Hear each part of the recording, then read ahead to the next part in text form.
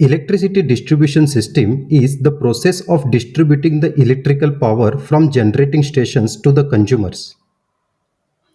In the first step, electricity is distributed to substations from the generating stations through the transmission lines. Before transmitting the power to the transmission line, the voltage level is increased to reduce the losses.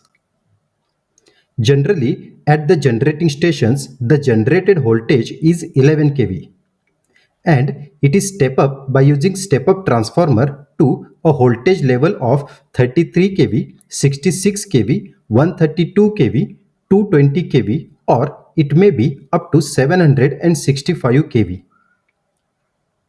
In the second step, the increased level of voltage is stepped down using the step down transformers and supplied to different types of consumers.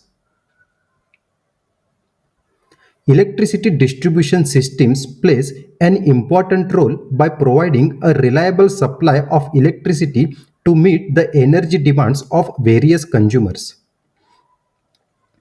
In this video, we will learn different types of electrical distribution system, their advantages, drawbacks, and applications of each system. There are majorly two types of electricity distribution systems: primary system and a secondary distribution system. Primary distribution system is that part of AC distribution system which operates at a voltage such as 3.3 kV, 6.6 kV or 11 kV, which is somewhat higher than that of general utility voltage. The primary distribution system is universally carried out by a three-phase, three-wire system.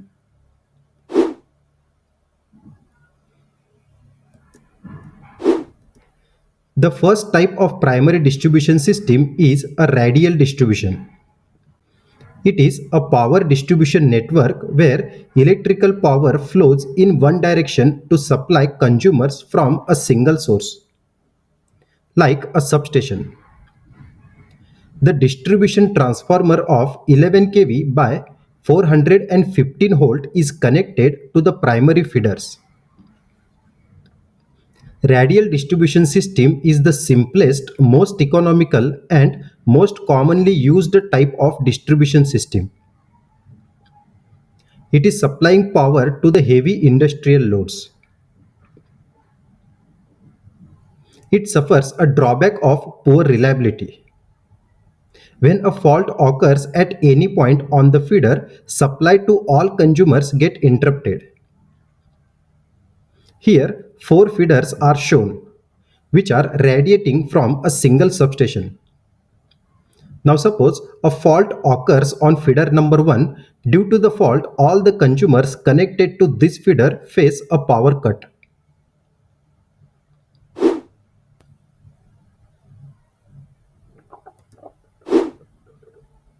In a parallel feeder system, two parallel feeders originating from same or different substation are run in parallel. Although each feeder is capable of supplying entire load, but they share the total load equally in normal conditions. This system is expensive, but the reliability is increased. In case of fault on one feeder, the total load can be supplied by the healthy feeder. Interruption of supply is only for the time duration, which is taken in transferring the load from faulty feeder to the healthy feeder. The load can be transferred either by manual or by using automatic switches. Such system is employed where continuity of supply is of greater importance.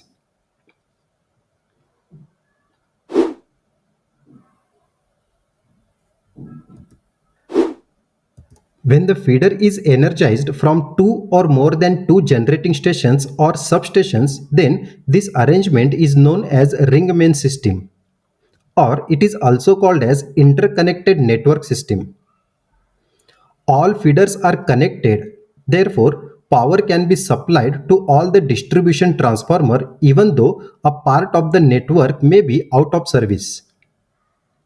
Such a system provides better reliability and flexibility.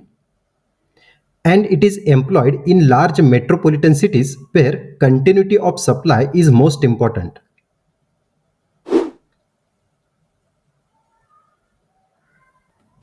In case of AC supply, three-phase three-wire system is employed for unbalanced loads, such as power loads. For example, large motors, industrial equipments, and large heating systems. Three-phase four-wire system is employed for unbalanced load, such as light and power loads combined.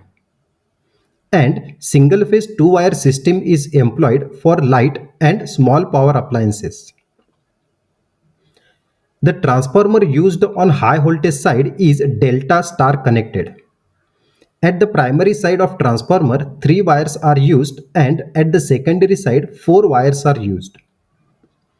At the secondary side of the transformers, 4 wires are used because at the secondary side, all the consumers are connected.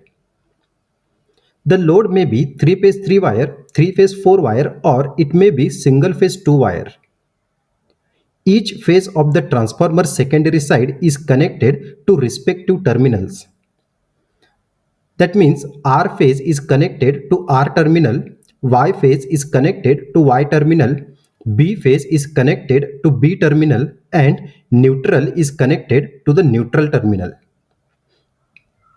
From these terminals, different tappings are taken out to connect the load.